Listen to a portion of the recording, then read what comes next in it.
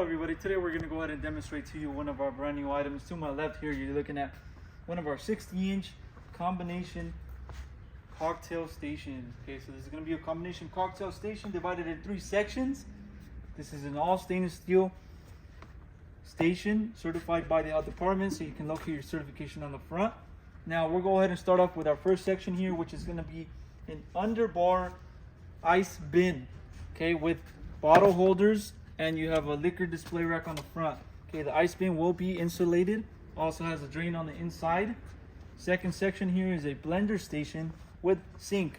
Okay, so you can simply place your blender over here on the front, and if you need to use that, transport that plug through the inside here onto the bottom and to your outlet.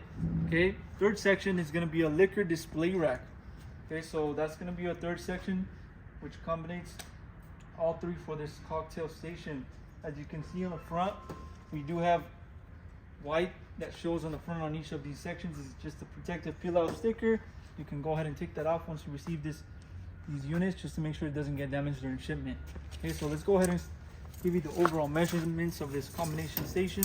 For your length, as we mentioned, 60 inches. For your depth, you're looking at a total of 29 inches of depth.